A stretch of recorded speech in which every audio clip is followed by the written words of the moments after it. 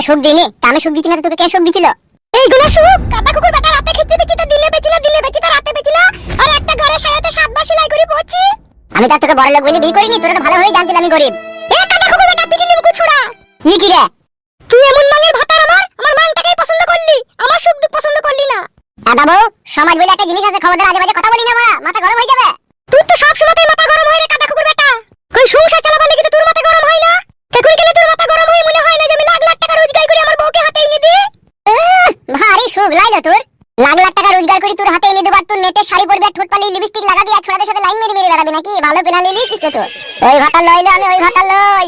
তো কি মাঙ্গের পুরুষ সে আমার জানা হয়ে গেছে।